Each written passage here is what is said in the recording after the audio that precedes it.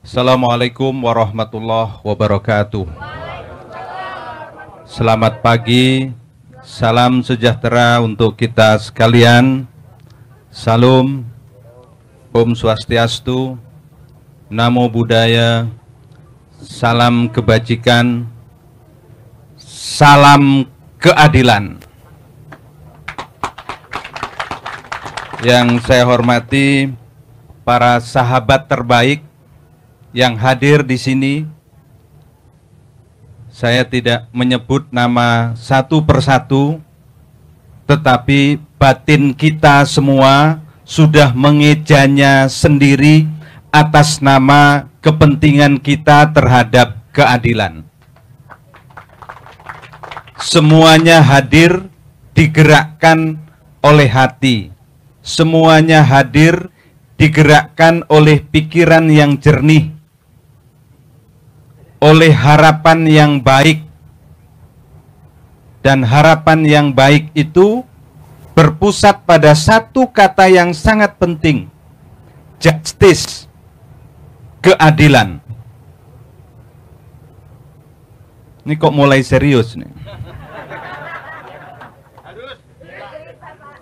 Padahal saya kena prank oleh Beli Pasek. Ngomongnya ke saya, ulang tahun kecil-kecilan di Monas. Karena ulang tahun kecil-kecilan di Monas, saya langsung bersetuju. Mengapa? Karena saya belum pernah ulang tahun di tempat yang sepenting ini.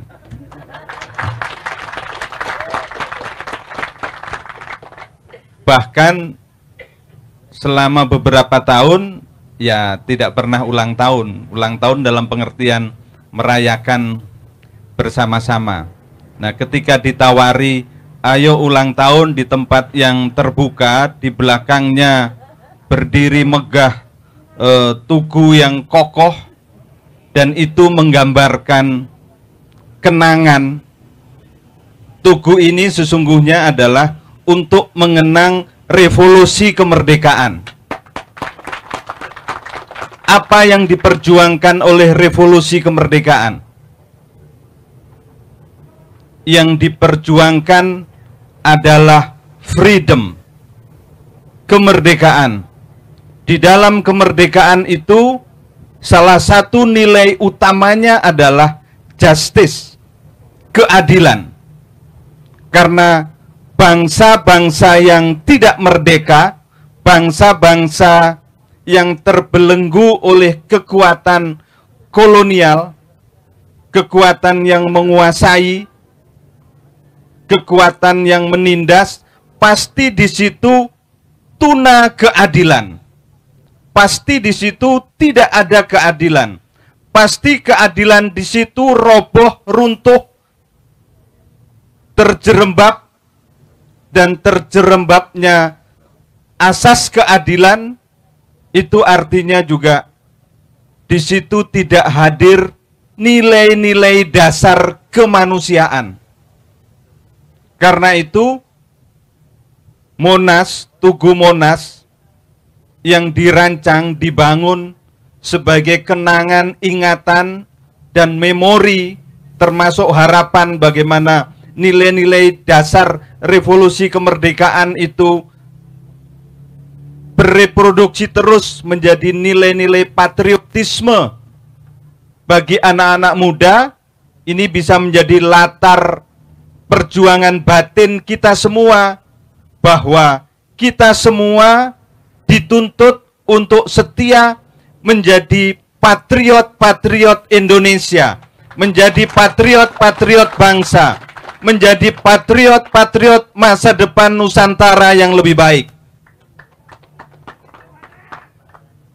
Dan itu, saudara-saudara sekalian, mahkotanya adalah keadilan. Kalau di sini ditulis mahkota hukum adalah keadilan, itu artinya adalah hukum yang tegak tetapi keadilan roboh, maka sesungguhnya hukum itu roboh dengan sendirinya. Hukum yang ditegakkan tanpa mempertimbangkan asas keadilan, bahkan membelakangi asas keadilan, bahkan melecehkan asas keadilan, itu adalah hukum yang secara yuridis dan sosial sesat. Hukum yang tegak melawan keadilan pada dasarnya melawan falsafahnya sendiri. Falsafah keadilan. Karena itu dari tempat yang penting ini saya ingin mengirim pesan kepada siapapun bahwa setiap upaya-upaya, setiap usaha, setiap ikhtiar untuk menegakkan hukum tidak boleh alpa, lalai, dan kemudian malah melawan nilai dasar keadilan. Karena ketika hukum ditegakkan dengan membelakangi keadilan, sesungguhnya yang melakukan itu sedang mengkhianati hukum, sedang mengkhianati keadilan. Mahkota hukum adalah keadilan. Saya lanjutkan, karena mahkota hukum adalah keadilan, maka mahkota Indonesia hari ini, ke depan, dan sampai kapanpun tidak boleh lepas dari nilai keadilan. Karena kalau mahkota Indonesia yang sedang kita bangun bersama, dibangun oleh pemerintah, dibangun oleh masyarakat, dibangun oleh seluruh potensi bangsa ini, kemudian abai terhadap keadilan, maka sesungguhnya kita tidak sedang membangun Indonesia.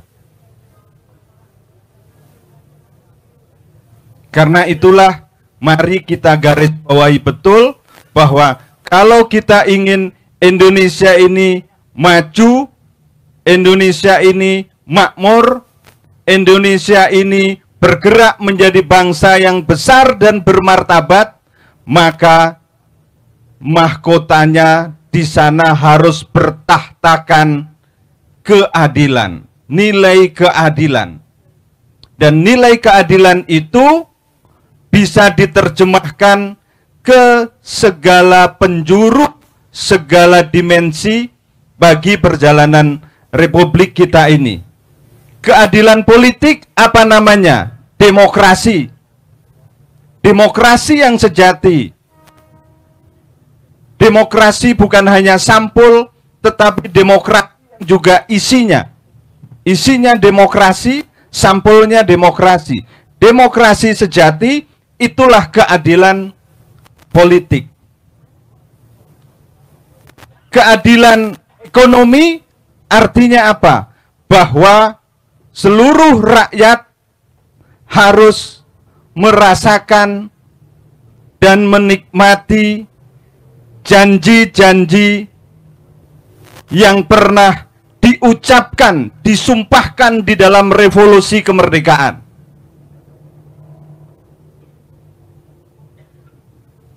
Yang pernah diucapkan oleh Bung Karno dengan rumusan proklamasi kemerdekaan itu, bahwa kemerdekaan itu adalah untuk seluruh rakyat Indonesia, bukan untuk sebagian rakyat Indonesia, apalagi bagi sebagian kecil rakyat Indonesia. Harus seluruh rakyat Indonesia, bahwa kemakmuran, kesejahteraan itu harus bagi sebanyak mungkin rakyat, seluruh rakyat. Situlah ada keadilan ekonomi. Keadilan bagi anak-anak muda apa? Keadilan bagi anak-anak muda adalah bahwa harapannya ke depan itu tidak terbentur oleh kenyataan-kenyataan, baik itu realitas struktural maupun realitas kultural yang menghalangi anak-anak muda mendapatkan akses terhadap masa depan. Keadilan untuk petani apa? Misalnya, keadilan untuk petani lebih sederhana. Apa? Tersedianya bibit, tersedianya pupuk, tersedianya sarana irigasi yang baik, dan juga harga yang memadai ketika panen.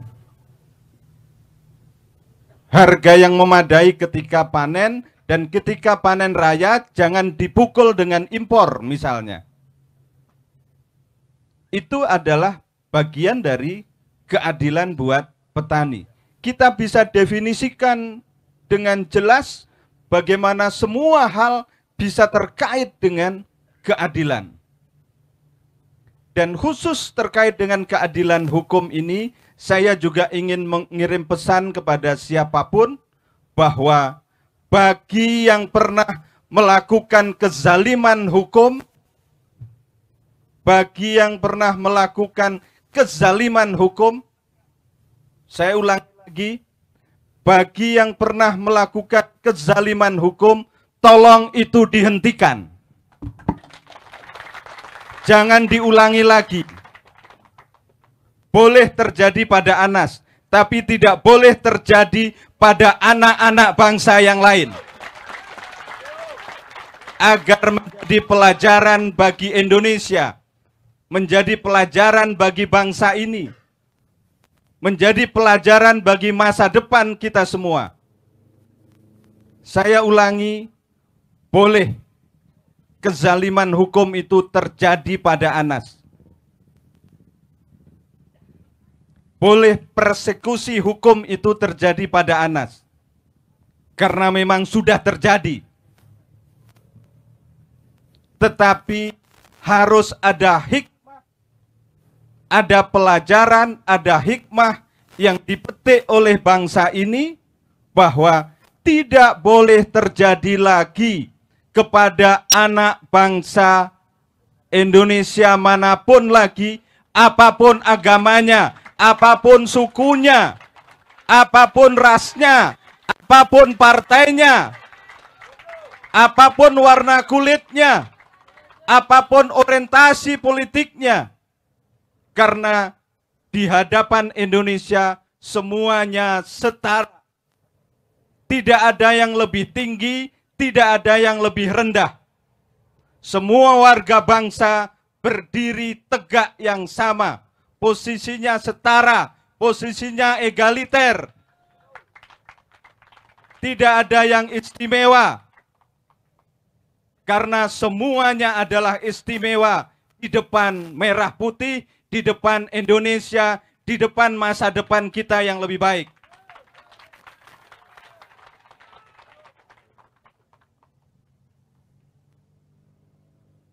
Dan yang kedua, terkait dengan ini, saya juga ingin katakan bahwa bagi yang sudah pernah melakukan kezaliman hukum seperti itu, bertobatlah. Bertobatlah. Bertobatlah. Tidak perlu minta maaf kepada Anas. Itu bukan sesuatu bagi saya. Tetapi cara bertobat yang baik adalah jangan mengulangi lagi.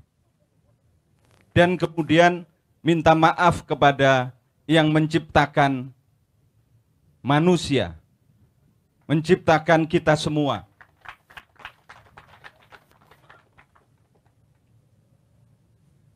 Minta maaf kalau saya agak bergetar dalam urusan ini. Karena saya sungguh-sungguh. Karena ini adalah asas yang penting bagi kita berbangsa dan bernegara. Ini asas yang sangat pokok kalau Indonesia mau punya masa depan bersama yang baik bagi rakyatnya. Ini asas yang sungguh-sungguh sangat dibutuhkan kalau Indonesia ingin tetap berjalan sebagaimana dulu pernah diikrarkan oleh para pendiri republik. Karena itu, hukum tidak boleh diperalat. Hukum tidak boleh menjadi alat untuk menyingkirkan siapapun. Kalau berkompetisi, termasuk kompetisi politik, harus kesatria. Bertanding yang kesatria. Bertanding terbuka kesatria. Ayo maju 1 lawan 1. Terbuka. Jangan pakai tangan pihak lain. Itu pertandingan yang terbuka kesatria objektif. Karena dalam pertandingan yang kesatria, kalah menang itu soal lain. Kalah bukan masalah, menang ya bukan masalah juga.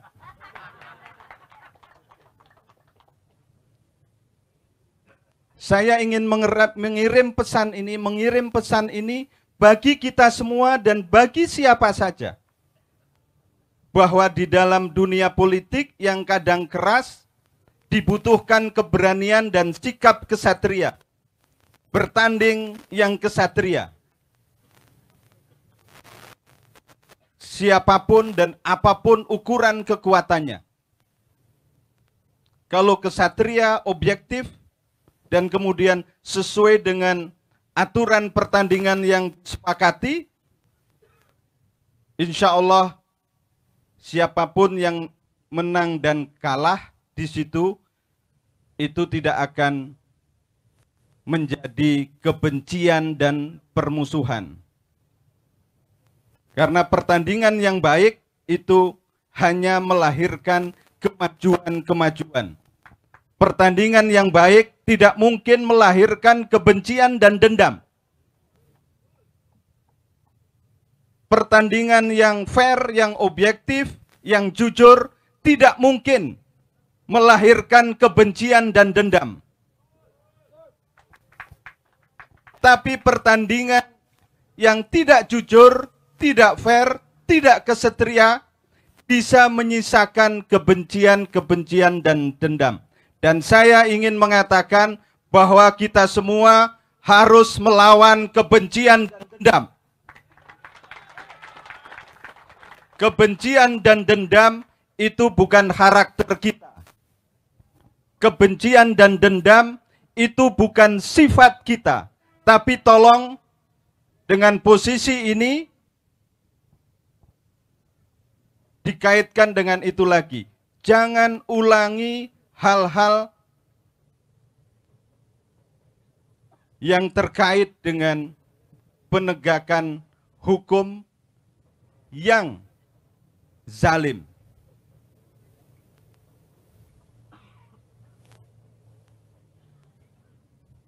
Karena itu dalam suasana ulang tahun ini, saya turunkan lagi nih. Tadi kan tinggi kan, sekarang turunkan lagi.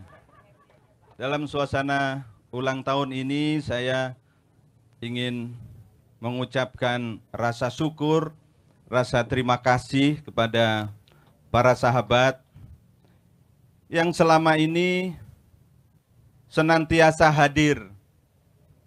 Para sahabat yang setia, para sahabat yang dengan ikhlas hati membersamai setiap langkah-langkah saya, dan saya selalu berusaha, saya selalu akan berikhtiar yang terbaik. Yang saya sebut sebagai langkah-langkah saya akan selalu saya definisikan secara operasional sebagai langkah-langkah kita. Langkah-langkah saya bukan langkah-langkah saya. Saya ulangi, langkah-langkah saya bukan langkah-langkah saya, tapi langkah-langkah saya adalah langkah-langkah kita. Saya insya Allah akan berikhtiar dalam garis itu. Ketika saudara-saudaraku semua, sahabat-sahabatku semua teman-teman terbaik semua hadir bersama saya akan selalu hadir menyertai saudara-saudaraku semua. Itulah definisi kita. Dan definisi itu hari ini kita tegakkan, definisi itu kita tinggikan, definisi itu kita kokohkan dengan simbol monumen nasional ini. Saya tidak berani mengulangi definisinya Beli Pasek. Itu bagian Beli Pasek lah. Karena tugas saya memang beda dengan tugasnya Beli Pasek. Beda dengan tugasnya Profesor Suparji. Tadi saya bisikin sama Profesor Suparji, wah sudah makin bisa jadi jurkam ini nanti. Jadi bukan hanya di kelas atau di sesi-sesi seminar, ini sudah seperti di panggung atau podium politik. Ada transformasi keterampilan komunikasi publik yang makin hebat. Dan di atas segalanya, saudara-saudara sekalian, kita berkumpul di sini akan sangat berarti kalau itu semua kita lambari, kita dasari dengan rasa syukur yang tulus, ikhlas, rasa syukur yang dalam. Bahwa ternyata di tengah-tengah kesulitan, kita masih bisa tegak berdiri dan hadir. Tegak berdiri dan hadir itu harus melahirkan kesadaran kita bahwa ada energi spiritual yang kita hirup, yang kita serap, yang itu menggerakkan pikiran, gagasan, dan keberanian kita. Rasa syukur itu artinya kita sedang menyadari hadirnya kekuatan Tuhan. Hadirnya kekuatan Tuhan, kesadaran itulah yang akan menolong kita untuk kita tidak sombong, untuk kita tidak pongah, untuk kita tidak arogan. Kepongan, kesombongan, arogansi itu juga penyakit batin dan penyakit sosial yang bisa mengganggu Indonesia. Jadi tidak boleh ada kesombongan kelompok, tidak boleh ada kesombongan golongan, tidak boleh ada arogansi grup. Karena itu akan mengganggu integrasi nasional kita, akan mengganggu persatuan nasional kita, akan mengganggu keutuhan Indonesia. Jadi banyak pesan yang bisa kita ambil dari kata syukur itu. Dan yang kedua, saya yakin bahwa kita hadir juga dilambari, didasari oleh semangat untuk kompak, solid. Kompak dan solid. Bukan sulit, kompak dan solid. Karena itulah juga modal kita untuk menatap masa depan. Yang namanya perjuangan keadilan, saudara-saudara sekalian, tidak mungkin bisa dicapai kalau kita tidak kompak dan tidak solid.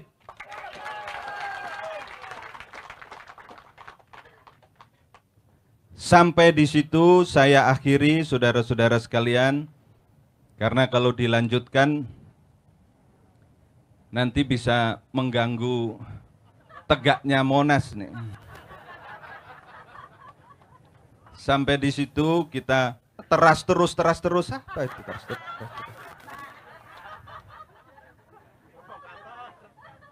Kita cukupi, kita cukupkan, kita akhiri sampai di sini. Tetapi yang tidak boleh berakhir adalah semangat, keberanian, dan harapan kolektif kita bagi Indonesia yang lebih baik. Itu harus menyala-nyala, itu harus terus menyala-nyala seperti puncak Monas yang bersimbol lidah api. Simbolnya lidah api. Simbol lidah api itu artinya semangat patriotisme, spirit revolusi kemerdekaan dulu, bahwa jahitan-jahitan kita tentang harapan masa depan harus terus kita nyalakan. Harus terus kita nyalakan. Wajib terus kita nyalakan.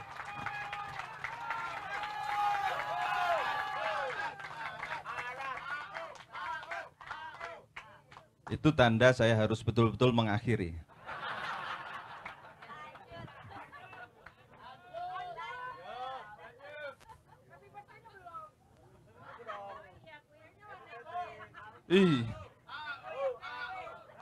Yang paling penting sekali lagi, kalau orang lain di prank mungkin marah, tapi saya di prank saya syukuri karena pranknya adalah prank yang bersifat apa? Ketulusan.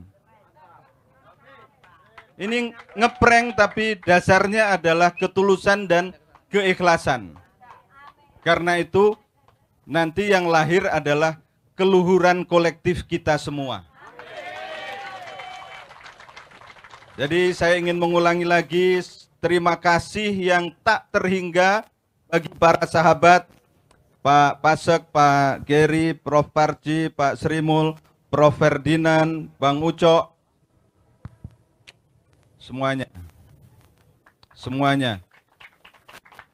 Sahabat-sahabat dari PPI, dari sahabat AU, dari manapun. Dari manapun.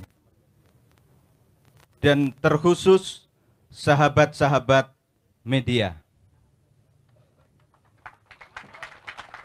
Saya hormat, saya respect, saya terima kasih pada sahabat-sahabat media. Saya sudah lama tidak bergaul dengan sahabat-sahabat media. Sekarang mohon maaf generasinya sudah berubah.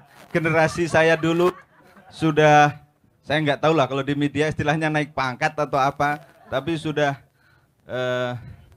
ya sebagian sudah pensiun bahkan. Tapi ada yang pensiun dini, memensiunkan dini pindah jalur. Ada. Jadi ini generasi sahabat-sahabat media, ini generasi adik-adik saya sungguh terima kasih, saya hormat karena ya mohon maaf jelek-jelek begini, saya dulu pernah jadi wartawan. Sebentar, cuman 9 bulan. Tapi itu sama juga ya, sama juga. 9 bulan ya. Iya. Jadi benar-benar ini nggak ngarang. Saya dulu jadi wartawan itu 9 bulan. Saya ulangi lagi ya. Saya dulu jadi wartawan 9 bulan. Nah, sekali lagi, saya ulangi dulu jadi wartawan 9 bulan. Nah, sekali lagi terima kasih. Kita bersemua bersepakat bahwa kita harus tegakkan mahkota hukum adalah keadilan. Mahkota masa depan Indonesia salah satunya adalah keadilan. Karena di dalam keadilan itulah dulu cita-cita kemerdekaan digagas, dirumuskan, dan diperjuangkan oleh para pendiri Republik ini, bahkan jauh ke belakang dalam perjuangan-perjuangan para pahlawan nasional kita. Mulai abad 18, abad 19, abad 20, dan puncaknya adalah proklamasi kemerdekaan Indonesia 17 Agustus 1945. Dan hari ini 15 Juli 19. Hari ini 9. Kenapa lidah saya ini 99 terus? Saya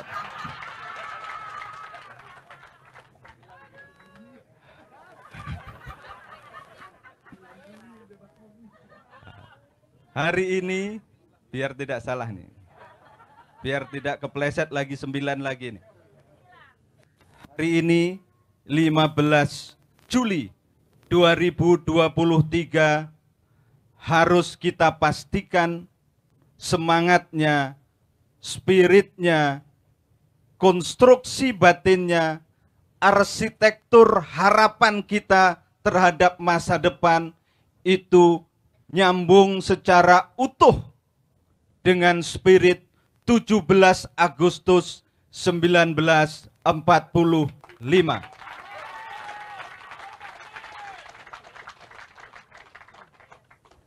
Baru kalau itu terjadi dan menjadi komitmen kita, kita gerakkan di dalam kerja-kerja politik, kerja-kerja sosial, kerja-kerja hukum, kerja-kerja kebudayaan, apapun, maka ulang tahun saya hari ini menjadi ulang tahun yang berwarna Indonesia.